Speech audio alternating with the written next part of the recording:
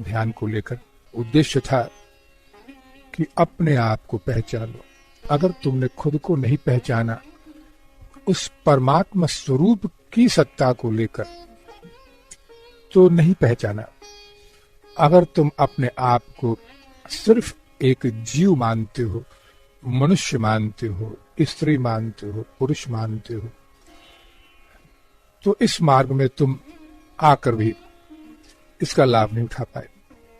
देखो, आज जो चीजें मैं बताऊंगा इसका अभ्यास करना है, सत्य को समझना पड़ेगा तुमको। देखो, सत्य तो एक ही है। इस संसार में हम लोगों का सिर्फ एक ही स्वरूप है, शुद्ध मैं। ये मैं जो शब्द है, शुद्ध मैं, यही ईश्वरमय है, यही परमात्मा है। लेकिन जब इस मैं का विघटन होता है अहंकार को लेकर, जीव भाव को लेकर, तो ये विभाजित हो जाता है मैं और मेरा। अब ये मैं और मेरा होते ही तुमको शरीर मिलता है, तुम शरीर में आ जाते हो और फिर तुम्हारा नाम पड़ता है जीव। अब तुम परमात्मा स्वरूप नहीं रहे, अब तुम जो ईश्वरीय गुणों से विमुख हो जाते हो। देखो, जीव बनकर इस संसार में जब तक रहोगे तब तक शांति लाभ नहीं मिलेगा। मैं ये नहीं कहता कि तुम सारे दिन विस्मृति में रहो जीव भाव की, तो फिर कर्म नहीं कर पाओगे, कर्म प्रधान है ये।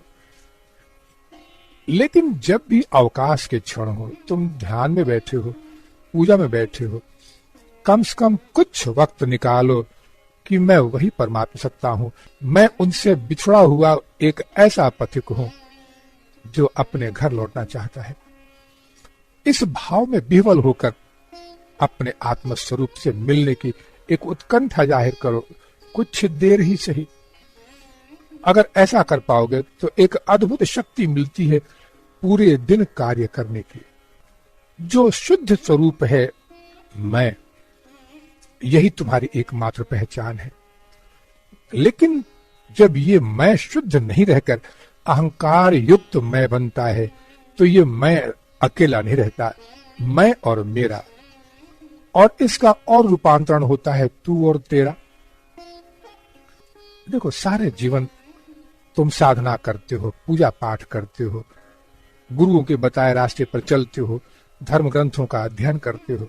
किस लिए करते हो?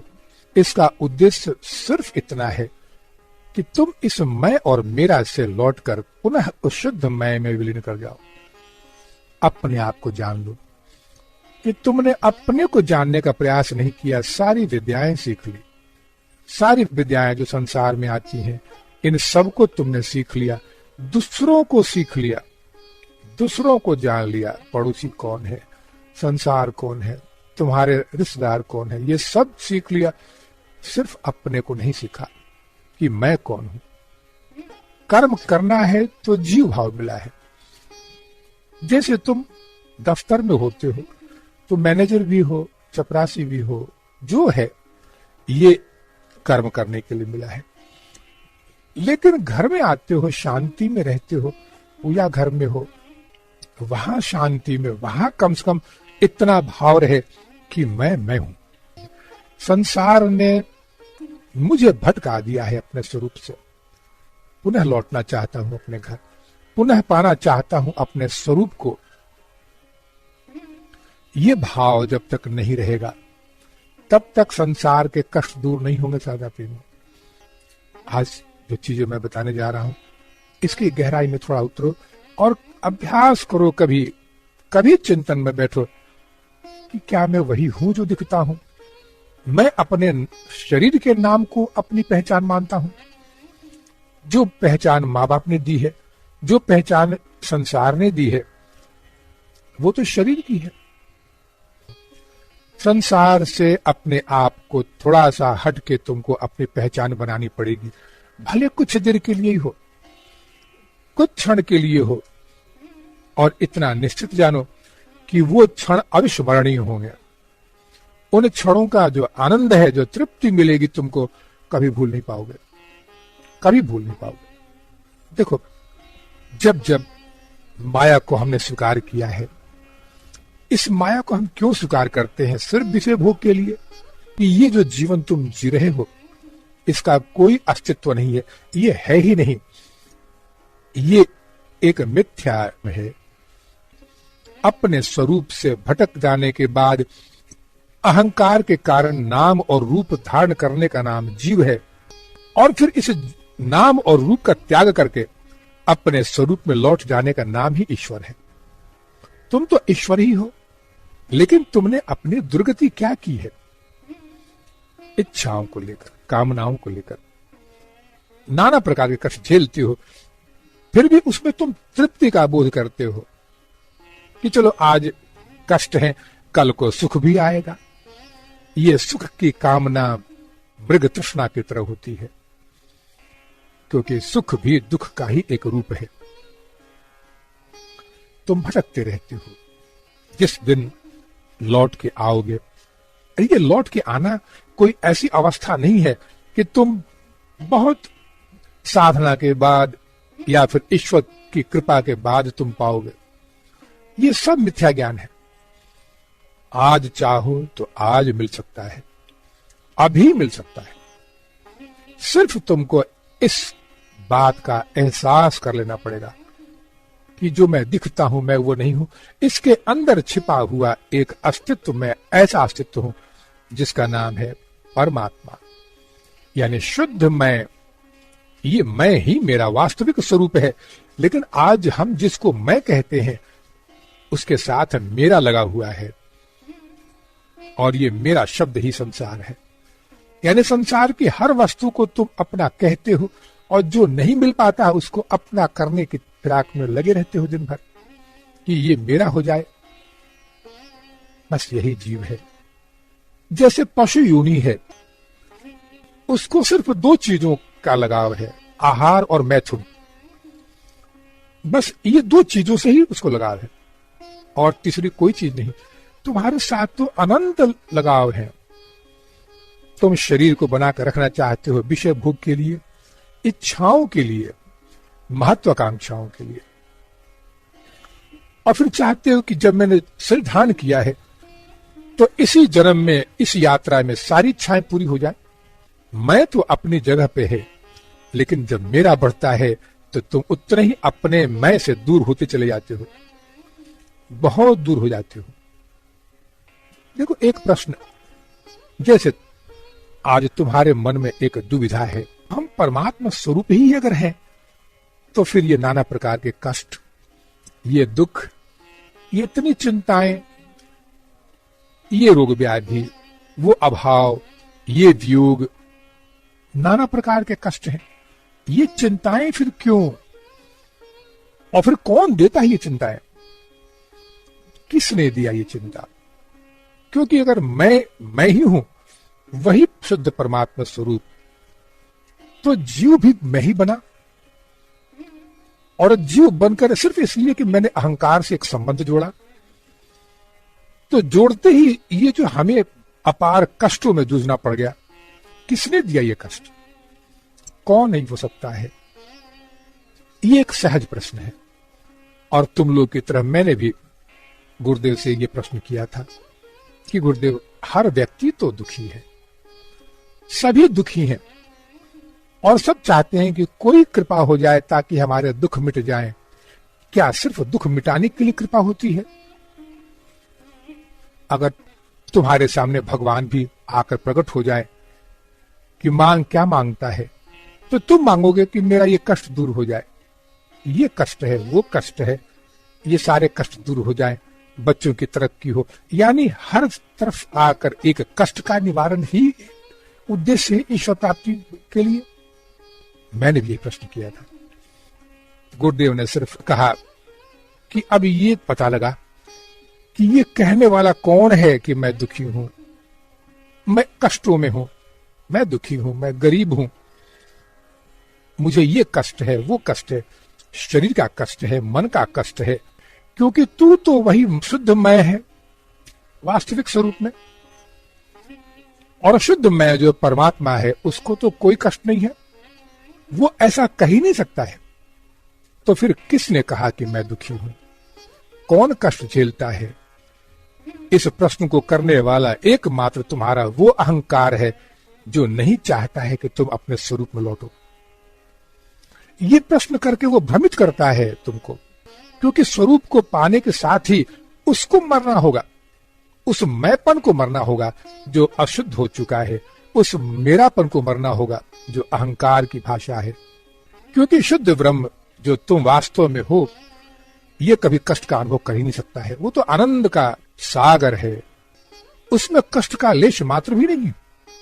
तो भगवान कहते हैं कि मैं तुम्हारे इस मैं और मेरापन का मैं साक्षी हूं, देखने वाला हूं। कब तक? जब तक तुम मेरे तरफ बढ़ने की यात्रा शुरू नहीं करते हो। तो गुरुदेव ने कहा कि सिर्फ इतना पता लगा कि ये कौन बोला कि मैं दुखी हूं, बस इस जीव भाव को हटाकर देखो। कोई तुम्हारे सिवा दूसरा कोई ऐसा नहीं है जो तुम्हारी इन तकलीफों को दूर कर सके। तुम स्वयं सक्षम हो, तुम स्वयं ही इन सब को नष्ट करने के लिए पूरी तरह सामर्थ्यवान हो, लेकिन तुम अपने को मानते नहीं हो। तुम अपने को पराधीन बनाकर रखे हो। किसके पराधीन? कि मैं जीव हूं ना। तुमने झूठ से संबंध जोड़ लिया है और उसको सत्य बनाने में सारी जिंदगी लगे रहते हो। वो है नहीं, लेकिन उसकी सत्ता को कायम करके दूसरों को बताते हो और कहते हो कि यही एकमात्र सत्य है इस संसार में। ये तो दुखालय है, दुखों का घर है। गुरुदेव ने इसी कड़ी में समझाया था कि देख, तूने प्रश्न तो कर दिया, प्रश्न का उत्तर भी मैंने तुझे दिया, तो क्या तेरा चित्त इस चीज को स्वीकार कर पाएगा कभी? तेरा मन क्या इस रहस्य को स्वीकार कर पाएगा कभी? तेरा ये जीव भाव कि तू जो कहता है कि मैं अमुक नाम का व्यक्ति हूं और हे गुरुदेव मैं आपका शिष्य हूं, क्या इस चीज को स्वीकार कर पाएगा वो? क्योंकि वो एक जीव है। जीव कभी स्वीकार नहीं करेगा, लेकिन अगर उसने किसी दिन स्वीकार कर लिया तो जीव भाव नष्ट हो जाएगा, अहंकार नष्ट हो जाएगा और सारे दुख विलीन हो जाएंगे, सारे कष्ट विलीन हो जाएंगे। एक कथा के रूप में उदाहरण दिया इस चीज का कि कल्पना कर, बेटी की शादी हो रही है और बाराती बारात लेकर दरवाजे पर पहुंच रहे हैं, गाने बजाने के साथ में खूब धूमधाम से बारात आ रही है दरवाजे पर। अब लड़की वाले तैयार हैं कि लड़के वाले आ रहे हैं, दूल्हा आ रहा है और फिर उसका स्वागत करना है, आरती उतारनी है, नाना प्रकार के जो विधि है उनको करना है। तो किसी को फुर्सत नहीं है कि बाकी और कुछ सोचे।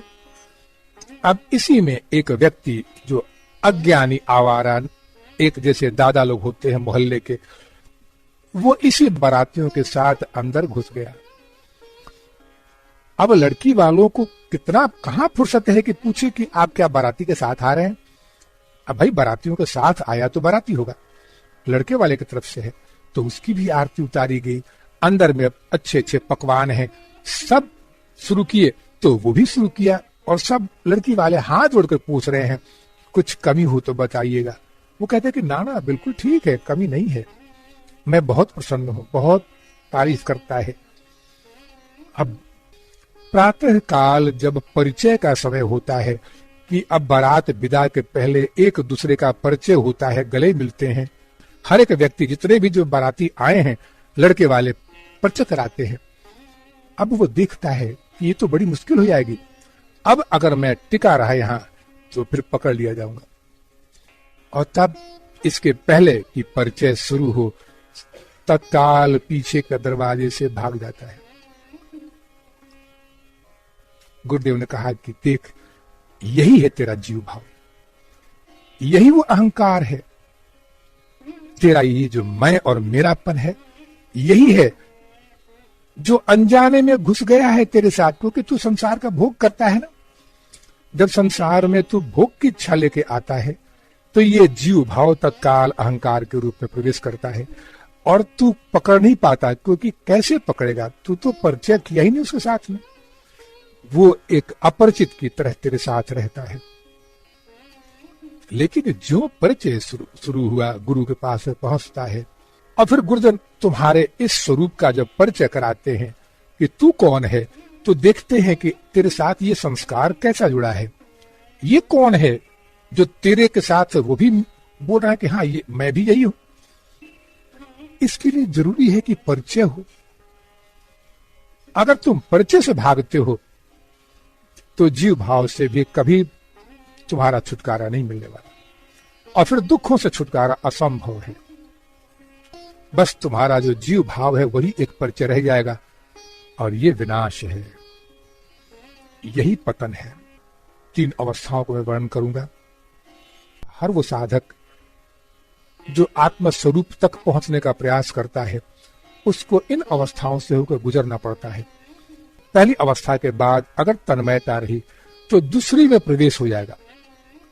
ये बहुत कठिन नहीं है, लेकिन दूसरी से तीसरी में प्रवेश करना ही सबसे कठिन है और वो निर्भर करता है तुम्हारे मैंपन के समाप्ति कि क्या अभी भी तुम अपने आप को जीव मानते हो, क्या अभी भी अपने को साधक मानते हो, तुम ईश्वर को साधना के माध्यम से पाना चाहते हो, अपने स्वरूप को जीव बन के देखना चाहते हो, जो असंभव है।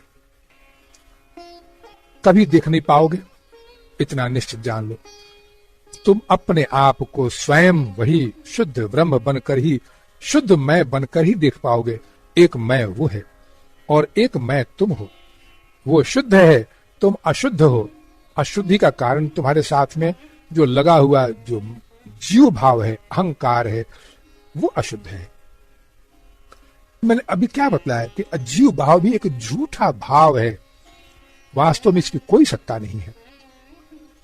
तुम प्रश्न करते हो कि फिर कैसे जीव बना, हम कैसे जीव बन गए, हम कष्टों में क्यों आएंगे, क्या कोई खुशी से कष्ट में आता है? तो वही परमात्मा कष्ट में क्यों आया फिर? इसका सिर्फ इतना उत्तर है कि इस संसार में एकमात्र शुद्ध ब्रह्म ही था, ब्रह्म ही है और ब्रह्म ही रहेगा। लेकिन तुम उस ब्रह्म के साथ में जब भी जीव बनकर संसार की यात्रा में निकलना चाहोगे, संसार की यात्रा में निकलने का तुम्हारा उद्देश्य गलत तो नहीं था। अगर तुमने किसी प्रॉपर्टी को खरीदा है, ये तुम्हारा बनाया हुआ है, जैसे तुम्हें एक सुंदर सा बागीचा, एक महल बनवाया, क्योंकि तुम स्वामी हो, तुम उस महल में जाकर निरीक्षण करना, उसका देखना तो बुरा नहीं है, लेकिन बुरा है उसमें फंस के रह जाना। उसको देखना बुरा नहीं है, तुम स्वामी हो, ये तुम्हारा महल है। तुम एक नहीं 1000 महल बना लो और फिर महल बनाने के बाद में उसका मुआयना करना भी गलत नहीं है। तुम स्वामी हो, जब मर्जी हो जाओ, लेकिन शाम तक लौट आओ। लेकिन अगर तुम टिक गए वहां जाकर, बस यही जीव भाव है, ये जीव भाव है। तो टिके क्यों? आसक्ति हो गई और फिर उस आसक्ति में नाना प्रकार की महत्वाकांक्षाएं शुरू हो गई। ऐसा करूंगा, यहां वैसा बनवाऊंगा और अच्छा महल बने। ये महत्वाकांक्षाएं जो हैं, ये धीरे धीरे तुमको नाना प्रकार के कष्टों में लेके चली जाती हैं। अब तुम भूल जाते हो कि हम तो स्वामी थे, हम वहां से चले थे स्वामी बनकर, यहां आकर गुलाम बन गए। अब वो स्वामीपन नहीं रहा। तुम साधना मार्ग में जाना चाहते हो, इसके लिए कुछ मांगो मत। जो चीजें बताई जाती हैं उनको करना तुम्हारा धर्म है। विचारों का प्रवाह तो लगातार चलता है। जब ये ध्यान में तुम बिना किसी लक्ष्य के बैठे, क्या दिखेगा, क्या दिखा, कैसे, इसकी परवाह न करके सिर्फ एक चीज का ध्यान रखो कि मैं हूं। यानी मैं ध्यान कर रहा हूं और ध्यान करते हुए अपने आप को मैं देख रहा हूं। एक क्षण के लिए भी ये विस्मृति नहीं हो कि मैं अपने आप को देख रहा हूं ध्यान करते हुए या विचारों को देखते हुए। बस मैं हूं, अपने होने का एहसास करो। इसकी विस्मृति नहीं होनी चाहिए। विचार आने दो, चाहे सिनेमा के विचार आए, अच्छे विचार आए, गंदे विचार आए, कोई परवाह नहीं है। तुम इनके दृष्टा हो, ये तुम अपने आप को न भूलना, नहीं तो गंदे दृश्यों का तुम शिकार बन जाओगे, फंस जाओगे इसमें। अगर चाहते हो कि ये गंदे दृश्य तुमको प्रभावित न करें, तो बस अपने एक स्वरूप को, अपने आप को इसी शरीर में बैठा हुआ अनुभव करना कि तुम तो ध्यान में हो, लेकिन वो तुम्हारे इसी शरीर में बैठा इन तुम्हारी दो आंखों से देख रहा है, वो तीसरी आंख से देख रहा है, ध्यान के हर विचार को आते हुए जाते हो। तो पहली बात हो गई कि अपने आप को कभी भूलना नहीं, तुम अपनी उपस्थिति को कभी भूलना नहीं। सिर्फ इतना ही अभ्यास करो कि मैं इस शरीर में बैठा हूं और मैं इस शरीर को भी देख रहा हूं। अगर कोई विचार आए उनको भी देख रहा हूं, उनको भी देखूंगा। कोई भी विचार मेरे द्वारा अनदेखा ना चला जाए। अब ये अपने होने का एहसास जब लगातार होता है, अब ये कुछ दिनों बाद अब ये विचार थमने शुरू हो जाएंगे, क्योंकि तुम प्रत्येक विचार के साक्षी हो। दृश्यों को देखो जरूर, देखने में कोई गुनाह नहीं, लेकिन इस शरीर में तुम जो वहां जहां बैठे हो उस साक्षी की नजरों से देखना, तब हमेशा उन्नत की तरफ होते चले जाओगे। शुरुआत करो इसकी।